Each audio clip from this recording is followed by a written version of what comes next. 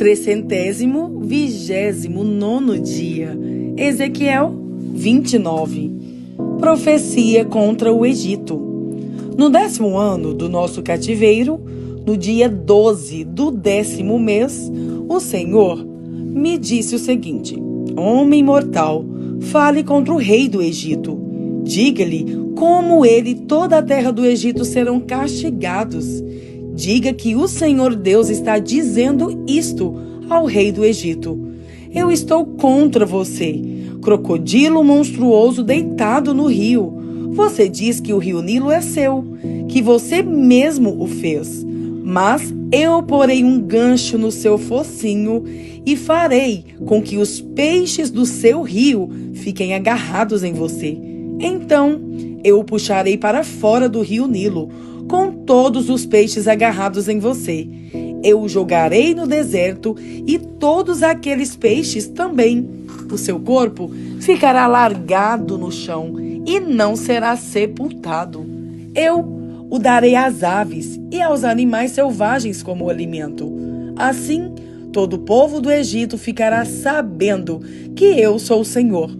O Senhor diz ao Egito: Os israelitas se apoiaram em você, mas você foi um bastão fraco. Quando eles se apoiaram, você quebrou, machucou o ombro deles e fez com que torcessem as costas. Por isso eu, o Senhor Deus, estou lhe dizendo que farei com que homens o ataquem com espadas e eles matarão a sua gente e os seus animais. O Egito vai virar um deserto vazio. Aí você ficará sabendo que eu sou o Senhor. Você disse que o rio Nilo é seu e que foi você que o fez. E por isso eu estou contra você e contra o rio Nilo. Farei com que todo o Egito vire um deserto vazio, desde a cidade de Migdol, no norte, até a cidade de Assuã, no sul, e até a fronteira da Etiópia. Nenhuma pessoa ou animal passará pelas suas terras.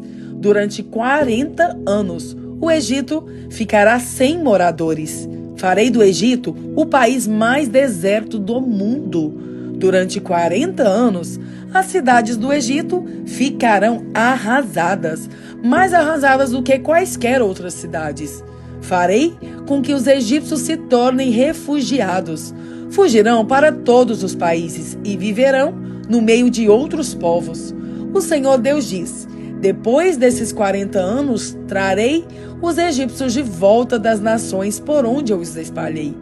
Eu os deixarei viver no sul do Egito, a região de onde vieram. Aí eles serão um reino pequeno, o mais fraco de todos, e nunca mais dominarão outras nações.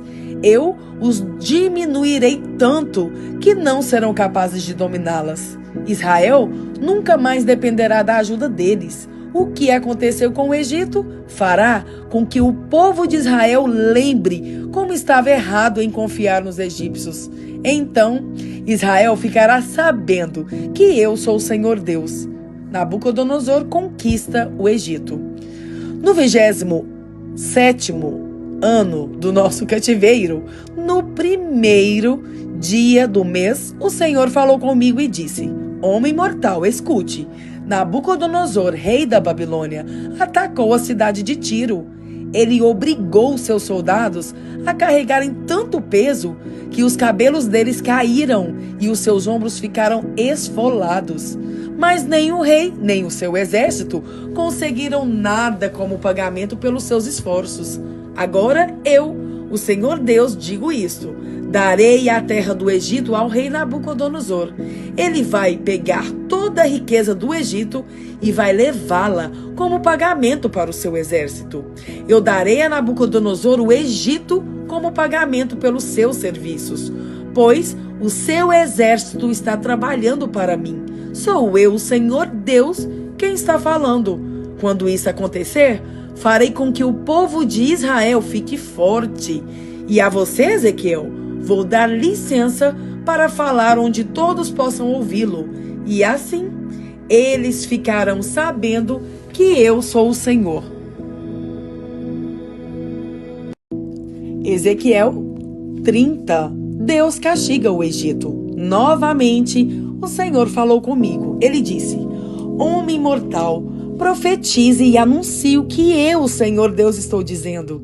Gritem o seguinte: dia de terror. O dia está perto, o dia em que o Senhor vai agir. Um dia de nuvens e de castigo para as nações. Haverá guerra no Egito e grande sofrimento na Etiópia. Muitos serão mortos no Egito. O país será roubado e arrasado. Essa guerra também matará os soldados contratados da Etiópia, Lídia, Líbia, Arábia e Cube, e até do meu próprio povo. O Senhor diz: desde Migdol, que fica no norte, até Assuã, que fica no sul, todos os que defendem o Egito serão mortos em batalha. O orgulhoso exército egípcio será destruído. Sou eu, o Senhor Deus, quem está falando. O país será o mais deserto do mundo e as suas cidades serão completamente arrasadas. Quando eu incendiar o Egito e aqueles que o defendem estiverem mortos, todos ficarão sabendo que eu sou o Senhor. Quando aquele dia chegar e o Egito for destruído, mandarei mensageiros em navios para porem medo no povo descuidado da Etiópia. E esse povo ficará apavorado. E aquele dia está chegando. O Senhor Deus diz: usarei Nabucodonosor, rei da Babilônia, para acabar com a riqueza do Egito.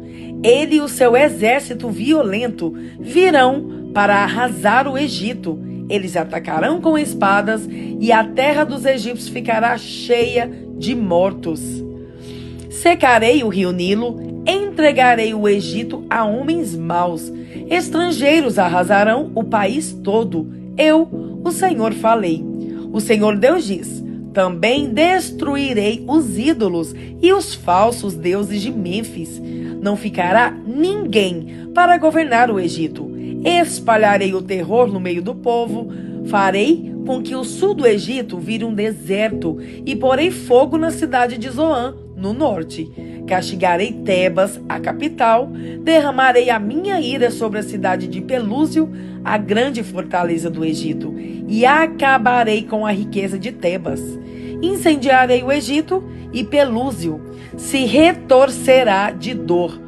As muralhas de Tebas serão derrubadas e a cidade será inundada. Os moços das cidades de Heliópolis e Bubaste morrerão na guerra, e os outros moradores serão levados presos. Quando eu quebrar o poder do Egito e acabar com a força de que tanto se gaba, a escuridão cairá sobre a cidade de Táfnis. Uma nuvem cobrirá o Egito, e os moradores de todas as suas cidades serão levados prisioneiros. Assim, castigarei o Egito, e aí eles ficarão sabendo que eu sou o Senhor. O rei de braços quebrados. No 11º ano do nosso cativeiro, no 7º dia do primeiro mês, o Senhor falou comigo. Ele disse: homem mortal, eu quebrei um dos braços do rei do Egito. Ninguém amarrou o braço dele, nem pôs uma tipóia a fim de que sarasse e ficasse forte, e assim ele pudesse usar de novo a espada. Agora eu, o Senhor Deus, digo isto: eu estou contra o rei do Egito. Quebrarei os seus 2 braços, tanto bom como o que já está quebrado, e a espada cairá da mão dele. Espalharei os egípcios pelo mundo inteiro.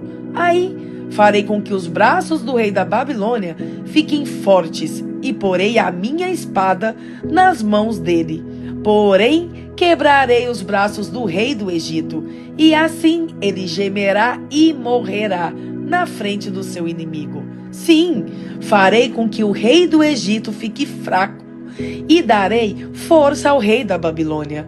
Quando eu lhe der a minha espada e ele a apontar para o Egito, todos ficarão sabendo que eu sou o Senhor. Espalharei os egípcios pelo mundo. Aí eles ficarão sabendo que eu sou o Senhor. Tiago 5. Aviso aos ricos. Agora, ricos, escutem. chorem e gritem pelas desgraças que vocês vão sofrer.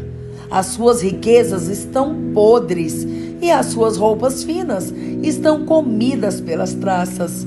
O seu ouro e a sua prata estão cobertos de ferrugem, e essa ferrugem será testemunha contra vocês, e como fogo comerá o corpo de vocês. Nesses últimos tempos, vocês têm amontoado riquezas e não têm pago os salários das pessoas que trabalham nos seus campos. Escutem as suas reclamações.